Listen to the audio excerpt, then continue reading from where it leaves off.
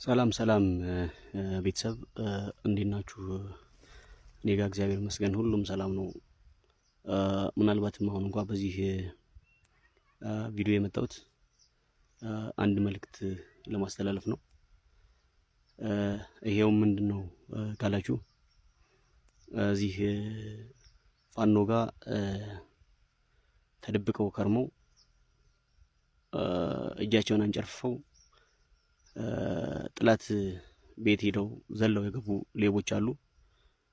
ከሄዱ በኋላም የሞኝ ለቅሶ መልሶ እንዲሉ ጠላቶቻችን እነ አብይ አህመድ የሚያወሩትን ወይም ደግሞ የሚዲያ ላይ የሚነዙትን ወሬ ይዘው እኛ ከዛ የመጣ ነው ምናምን እያሉ አንዳንድ ተረት ሲያወሩ እየሰማቸው ነበር። ስለዚህ በወንድሞቻችን ደም ሲቀልዱ በሐቀኛ ታጋዮች ስም ሲነግዱ የነበሩ ሌቦች እንደሚታወቀው ብልጽግናን እንደ መደበቂያ ዋሻ በመጠቀም የዘርፋትን ቁጭ ብሎ እዚያችን ለመቆርጠም እጃቸውን አንጨርፈው ለመሰረታዊ ጥላቶቻችን እጃቸውን አንጨርፈው ይሰጡ ሌቦች አሉ። እኔ የሚገርመኝ መሄዳቸው ብቻ ሳይሆን ከሄዱ በኋላ እንኳን ጥፋታቸውን ለመሸፈን የሚጠቀሙት የከሰረ የፖለቲካ ከቨር በጣም የሚገርም ነው። ምናልባትም ህዝብ አይንና ጆሮ አለው፣ በደንብ ነገሮችን መርምሮ ያውቃል፣ እውነታውን በደንብ ያውቀዋል። አሁን መሸወድ አይቻልም። ሌባ ነው። ምናልባት በአማራ ህዝብ ስም የእውነተኛ የአማራ ታጋይ በመምሰል ከአንዳንድ የዋህ ዲያስፖራዎች ገንዘብ በመሸቀል ኬላ ላይ በመውጣት በመዝረፍ ሀብት ንብረት ለማካበት ገብታችሁ የነበረ የፋኖ ማሊያ ለብሳችሁ ከርማችሁ አሁን ላይ የእውነት ትግሉ መስመር እየያዘና እየጠራ ሲመጣ የእውነት ጮራ ሲፈነጥቅ በቁጥጥር ስር እንደምትውሉ ስለምታውቁት እጃችሁን አንጨርፈፋችሁ እነ ብርሃኑ ጁላ ቤት ዘላችሁ ገብታችኋል። ይሄ ምንም ማለት አይደለም፣ ለኛ ትልቅ ነገር ነው፣ ረፍትም ነው። ለኛ ብቻ ሳይሆን ለማህበረሰቡ ጭምር ማለት ነው። ሌባ ኖረም አልኖረም ምንም የሚጠቅመው ነገር የለውም። እንደውም ትግላችን ስትጎትቱብን ማህበረሰቡን ስታሸማቀቁብን በእናንተ ስም ድርጅታችን ሌቦች ናቸው፣ ጽንፈኞች ናቸው ሲባል የነበረበት ሁኔታ ነው ያለው። ለኛ በጣም ትልቅ ግልግል ነው። ከዛ ውጭ እኛ ሄድ ማለት ከዛ ድርጅት ወጠን የመጣ ነው ከሻቢያ ጋር መስራት ስለማንፈልግ ነው፣ ከኤርትራ ጋር መስራት ስለማንፈልግ ነው። ስራ ባይቆረጥ እናንተ የሌባ ልጅ በሐቀኛ ወንድሞቻችን ደም ስትቀልድ ከርመህ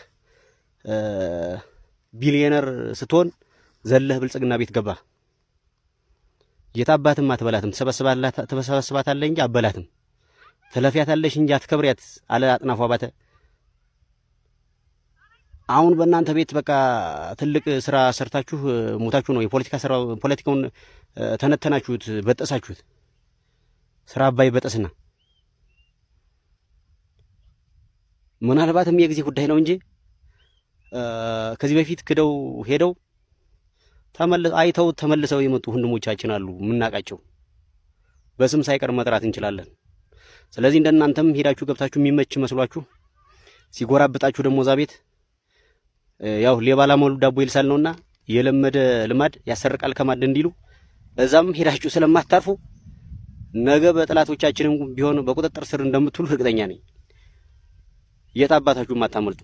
ከዛ ውጭ ደግሞ ነገ ተመልሳችሁ መጣችሁ እግራችን ጫማ ስር እንደምትወርቁ እርግጠኛ ነኝ። አይደለም እናንተ ሌባ እና አላማ ቢሶች ይቅርና ፎክሮ አይደለም ትጥቃቸውን ቀበቷቸውን እናስፈታለን ብሎ ፎክሮ የመጣው የአብይ አህመድ ወታደር እንኳን ሳይቀር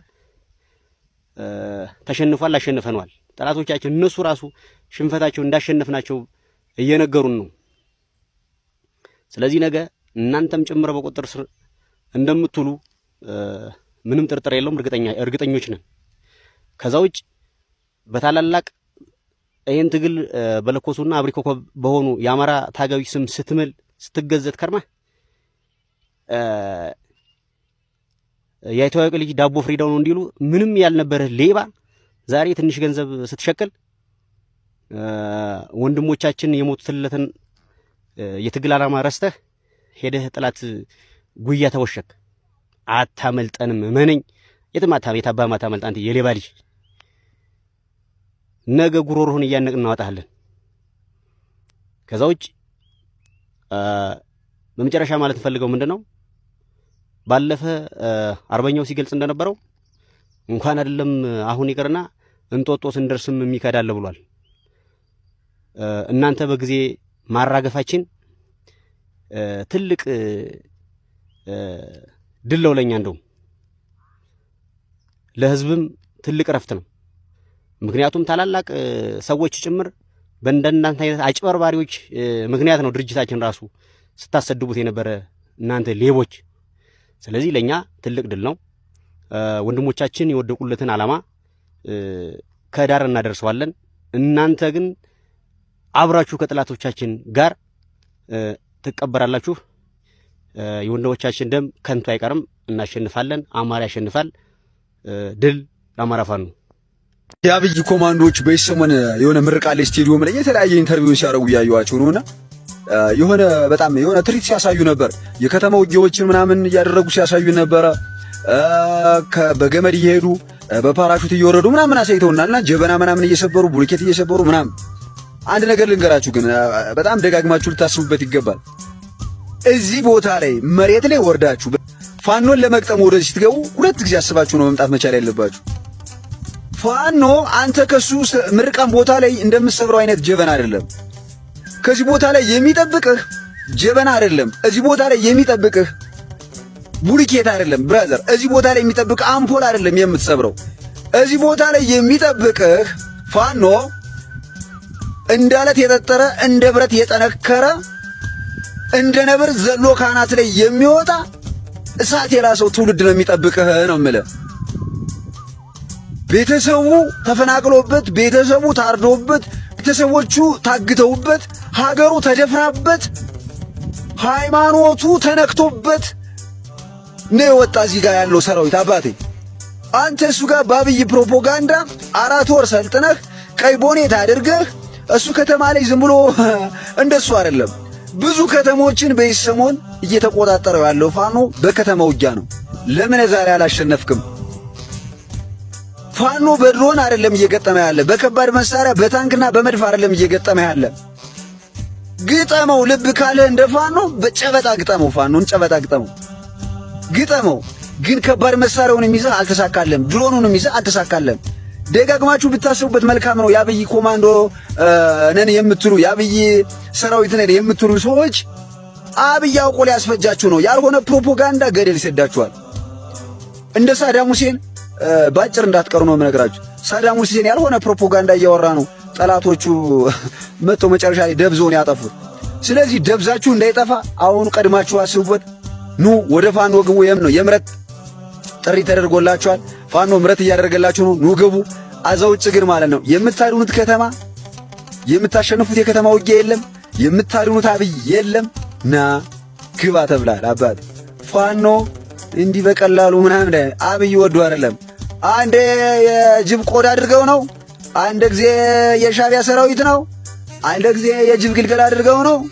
የሆነ መንፈስ ናቸው የሚለው ዝም ብሎ እንዳይመስልህ፣ ከመሬት ተነስቶ እንዳይመስልህ። መሬት ላይ ታንክም መድፍም አየር ወለዱንም ኮማንዶውንም እግረኛውንም ተጠቅሞ ድሮን ተጠቅሞ ማቆም ስላልቻለ ብቻ ነው። ይህን ሁሉ መላ ይህን ሁሉ ዘዴ 10 ጊዜ ሲያወራ ምን ሰማውና ለራስህ ለህይወትህ ዋጋ ስጥ፣ ለአገርህ ኑር። ኮማንዶ ነኝ ካልክ አገርህን የምትወድ ከሆነ ፋኖ መሆን አለብህ። ቴንኪው። መልእክቴ ይድረስ።